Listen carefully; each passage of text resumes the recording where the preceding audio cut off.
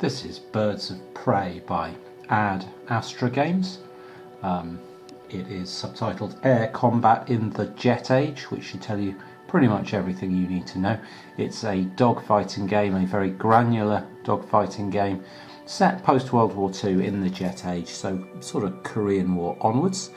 And what I have set up here is the first sort of non-generic, non-tutorial scenario from the scenario book here, and this is a semi-historical scenario in which there are a large number of F-86 Sabres flying out on patrol and returning to base, and in this instance a couple of them well, there was a large-scale interception by a load of MiGs, and here we have two F-86 Sabres, one there and one there, being essentially bounced by these two diving MiGs.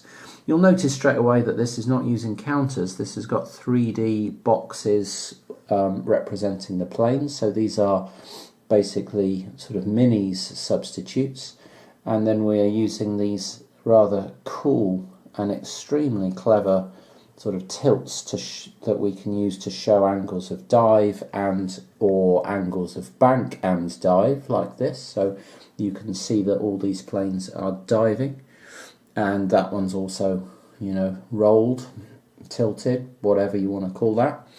And you can also see that there are coloured blocks that we're using, stacks of coloured blocks beneath those, and those are telling us the altitudes of the planes. So a black block is 100 altitude steps, which is 25,000 feet. Each step is 200 feet, so 100 steps, 25,000 feet.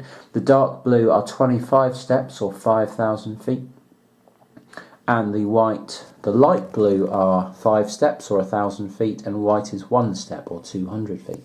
So we can see from this a lot of the critical information about the state of these planes at a glance, very easily, much more easily than you'd find with, say, the Fighting Wing series. Not to knock the Fighting Wing series, it's really good, but its visual representation of what's going on is not quite this good. So we can see, you know, these guys at 152 and 154 height steps. This guy's at 135, that guy back there at 142. That is a lot of useful information, as well as the bank angles that they're at, the fact that these guys are not inverted, but these guys are. You can see we're looking at the bottoms of their planes, so their cockpits are pointing towards the floor. These guys have got their cockpits facing up. Cool. So what else does this game use? Well, the main thing it uses are these rather natty displays here. This is the US planes, and these are the two Russian MiGs on the red chart. And you use these displays and they will tell you where your nose is pointing, your canopy is pointing, your wing is pointing, and you can plot where enemy aircraft are, and so on. It has a scale down here. Each plane has activity points based on the pilot quality that it needs to spend on keeping track of targets, sighting new targets, firing at things, activating sensors, activating radar, yeah, all that kind of stuff, defending itself against gunfire or missile fire. None of these planes were not advanced enough yet. We're in the Korean War in '53, so nothing's firing missiles. This is going to be purely gun combat still. But all those things take activity points, as well as trying to resist the effects of Gs. You can spend activity points on those kind of things. So we have a Russian pilot quality +1 here. That's the lead pilot of this front plane here. And we have his wingman, who's quality -2, and you can see a diagram here, which I'll explain very briefly. The plus is the nose of his aircraft, and the fact that it's not circled means it's pointed downwards towards the ground. The inverted V is his cockpit. The fact that it's not circled means it's pointed down towards the ground. and the dash with the circle around it, that's his wing, and it's level because it's not pointed at the ground. So it's actually on the outer ring, which is the level ring, but by convention level or above the ground is circled. And then P1 is a bearing towards one of the enemy planes. If we had a look at this guy, you can see his nose is pointed directly at the enemy fighter P1. His cockpit's pointing at the floor. His wings also angle down towards the floor, and so on. So we can use these diagrams to describe the position, or the position of your aircraft. It looks stupidly complicated when you look at it. Actually, when you start using it, it makes so much sense. It really is really quite intuitive after a while, and the only difficulty I'm having, to be honest, is the fact that they have inverted the player aids for the red and the blue player aid charts. So these are all upside down. These are all reversed. These work perfectly if they're upside down. So this front aircraft here is described by this chart here, with its nose, the plus, pointed straight east, its towards the ground, its cockpit head is also east but pointed up in the air, and its wing pointed south and level, and you can see that's exactly what's happening. So it does make a lot of sense, with these two marks representing incoming enemy fighters over there. So I said that these provide a lot of useful information, but not all of it.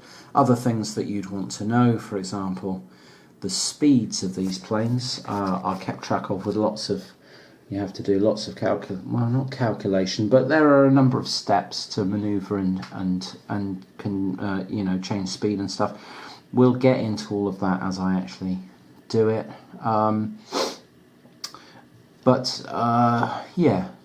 The American planes, just for information, are travelling at about 480 knots. That one back there is doing 490 knots. The two diving Russian planes are both at 570 knots, so they're coming in pretty quick, and with a couple of thousand feet height advantage. Something else that really is important in this game is actually having visual sightings on your enemy. That's a pretty fundamental part of air combat, seeing the enemy and keeping tabs on them. Like I say, you have to spend activity points to do that. And so the other thing these things have, which I'm using a different colour for, is who's spotted what. So our front American Sabre here is not aware of this incoming MiG. He hasn't got a visual sighting on him, but he has got a visual sighting on this one. His wingman can see everything, can see him and the two, and has spotted both the MiGs. So you can see his chart down here, Sickle 5, Sickle 6, Primo 1, visuals on all of them. And the aspects tell you where they are relative to his aircraft. You need that stuff for all kinds of roles and things. Both our MiGs only have a visual on the front F-86s. So the wingman's got the front F-86 and his leader, but he doesn't. Neither of them have got a visual on his wingman. So his wingman is currently undetected essentially by either of these aircraft, and that is going to give him major advantages in the initiative section, which is going to be the first thing we're going to do. We're going to run through. Usually the initiative section comes about 3/4 of the way through the turn, but I understand that you do an initiative right at the start of the game to set things in motion. I'm going to look that up and come back with that. Okay then, with a lot of searching and some forum help, I found some rules on starting initiative at the start of the game, and then printed this player and a copy of this initiative player aid out, and made a few counters to scatter over it to show results of all the initiative and fixing rolls. Initiative rolls are made on a d10 with some modifiers, and you get a value in each of these columns from -2 to 12, higher being better, and then each of these columns is a plot or move column. So you have two tokens per aircraft, one showing when it has to plot and one showing when it's going to get to move or have to move. So you can see that Primo 1, the American lead aircraft, is going to have to plot simultaneously with the Russian wingman Sickle 6, but is then going to have to move, and after he's plotted and moved, Sickle 5 is going to have a huge advantage to see what he does before he has to plot and move, and then similarly Primo 2, who's got a fix on him and is unspotted by either of the Russian aircraft, so is right back here on the initiative table, is then going to plot and move last, and meanwhile Sickle 6, the Russian wingman, has to plot very early, but gets to move very late because he's not fixed by anyone, whereas Sickle 5 has been fixed by the American wingman. So you end up with this kind of interesting initiative table showing, you know, all kinds of plots, plotting and moving schedules in what is already a pretty dynamic flight situation. It maybe doesn't look it, but when you start looking at the situations of each of these aircraft, they've all got some pretty interesting problems to try and solve. I've been looking at these two Russian planes, and the combination of their very high speed, 570 knots, and 60-degree dive is giving them some real headaches in terms of just controlling these planes. They are going too fast. They need to find a way to lose some speed, and that is not being aided by being in a 60-degree dive. So yeah, they are closing rapidly, but not necessarily in complete control. I will come back with more when I've got something definitive to show you and say. Okay, well, I am neither a pilot nor a fighter pilot, but I've made the initial move with this American aircraft, who so he was up over here in this sort of space, and with two MiGs, or well, he's only spotted one of them, but with a MiG approaching him fast out of the sky from his left, he decided that he was going to turn hard in towards them to try and give them as awkward a shot as possible if they're able to try and get a shot on him, and to try and lure them, maybe pull them into positions where his wingman can do his job and cover his back. So that's what he's done. Now, this is not a game where you use the rules to decide what to do, really. If you try and do that, you're going to have a very, very hard time. You actually, I think, have to screw up your courage, decide what to do, and then let the game tell you what the outcomes are.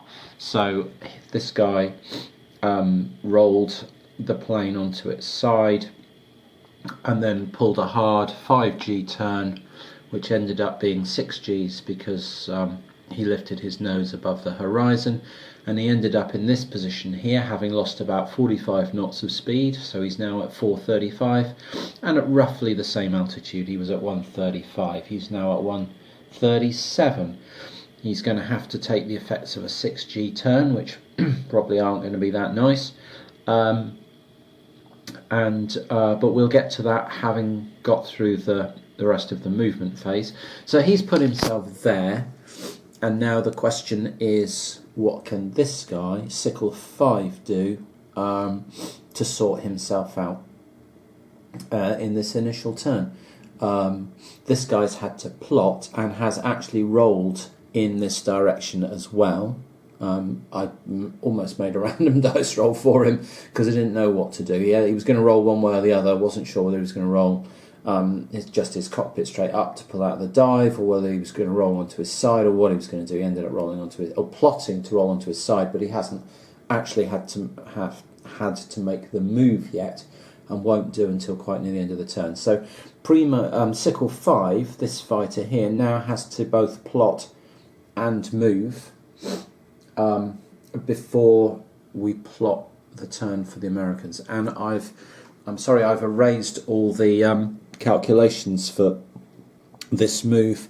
I don't intend to show that process just yet because it's a bit involved, and a lot of it will just sound like me going blah blah blah blah blah, and there's really not much point until I've got something interesting to illustrate with those calculations. I don't just want to show them for the sake of it. There are on Board Game Geek and YouTube a couple of very, very good hour-long tutorial videos showing step by step in minute detail how all the flight nomographs and tables are used to show your drag and how your G's affect your speed, and yeah, all this stuff that's being produced through these calculations. And it all looks scary. It really isn't. It's no more difficult than laying a ruler across a graph and reading values off, but it's more scary than, you know, a table that says you're going speed 7, so your turn radius is 2. Yes, it's more involved than that, but this is just a little bit more effort required to actually start getting some very granular detail in how these aircraft are performing. So anyway, here's our first move, and we're over to the first MiG there to see what he can do in response.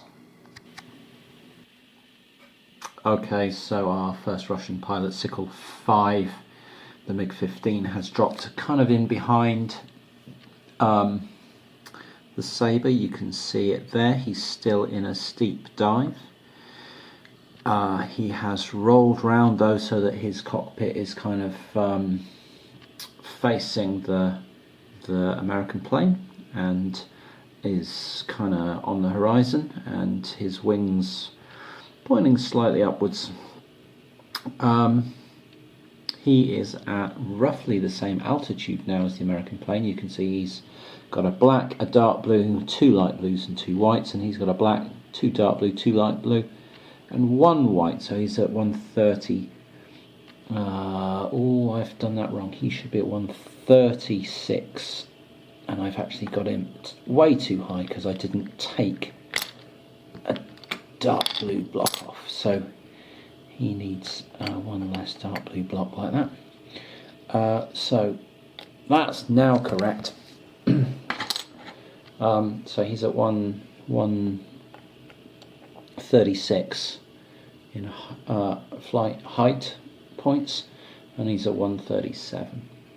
And he's lost a lot of speed as well. He was at 580 knots, and he's put his air brakes on, and he's down to 505 with some heavy air braking, which is actually going to allow him to manoeuvre next turn. The American plane's down to 435 after this hard turn, so the MiG's still with some speed advantage, but a lot to do. Although you can see that if he just pulls his nose straight up now, he'd be virtually lined up on. He looked like he'd be pretty well lined up on the American plane, but we'll see what happens. We're now plotting this chap back here. This is Primo 2, the other Sabre F-86 has got to decide how he's going to respond to this kind of aggression, and he's going to have to also try and think what this MiG might do and where that might end up.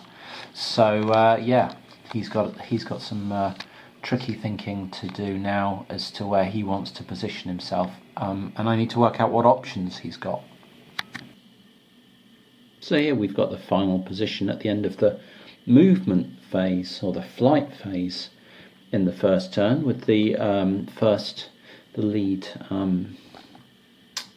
saber out in front, 2 MiGs diving in behind, and then the wingman sneaking up, banked around behind the 2 MiGs there. So still a very interesting position, and I've just got some stuff to do now to see, to check the G effects, because the MiGs didn't really pull any Gs because they couldn't because of the speed they were going, whereas both of the sabres have pulled a lot of Gs on their turns, and I have to see whether that has any effect on the crew or the aircraft. Let me look that up and I'll come back.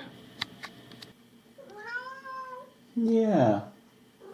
So in our birds of prey, Korean melee going on here, there were no G effects. I rolled those out. The American pilots, however, spent an action, one of their activity points, to fight the effects of those Gs, just to make sure that there weren't any ill effects.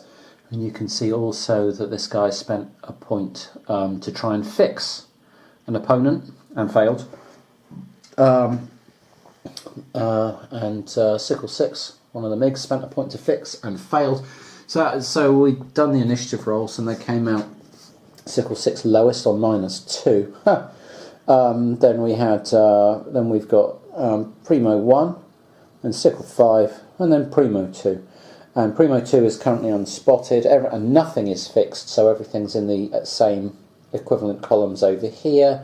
So we've got Sickle 6, Primo 1, Sickle 5, and then Primo 2 down there, who, though being in another column, it makes no difference at all. So they're all going to plot simultaneously as it happens, and then they're going to move in this order. But before we do that, that will be next turn, but before we do that, we have the rest of this turn to do. And the significant thing that I think really needs doing right now is the visual sighting check, where these planes can have a look around, have to spend more points to maintain sighting on things they know about, and the 2 MiGs could start, will obviously both be spending points to try and spot this rather dangerous unspotted American sabre that could end up right on their tail. So yeah, let's do that. No doubt there will be some equations and things to go through, but it should be fairly straightforward. Okay, I've just done the visual sighting then, and both the MiGs were able to keep a visual on this sabre in front of them automatically. It's close enough and easy enough to see that they could do that. Similarly, this sabre back here was able to keep an automatic spot on both the MiGs in front of him. This MiG was not able to see through the floor of his aircraft and even have an attempt at spotting this sabre, but this MiG could look out over his right wing, had an attempt at a search and succeeded, and suddenly caught sight of this sabre in a very, very dangerous position. But at least from the MiG's point of view, at least that is now sighted and not floating around with everyone completely unaware of it. Interesting as well that doing all that stuff, you can see used up all the activity points of this pilot. He spent 1 to try and get a fix and failed. He spent 2 getting tallies, 2 activity points getting auto tallies on his own friendly and the sabre in front of him, and then it's a 2 AP action to do a search for other aircraft. He did that and spotted the other sabre. So he's got a fix now on all these aircraft, but that wouldn't have left him any activity points for doing anything interesting like shooting. So, you know, if he'd taken a shot, or if he'd need to spend APs to try and resist G effects, he wouldn't have had enough to do all this. So they do limit you, and they would limit you even more if you were flying more complex aircraft that needed, sensors and switches between different weapon types and stuff like that. Anyway, that was the visual sighting. Excellent. So now the MiGs are, or at least one of the MiGs, well, we'll say the MiGs are aware of that they've got company in the form of this wingman back here. And we're going to, I think, move into the second turn.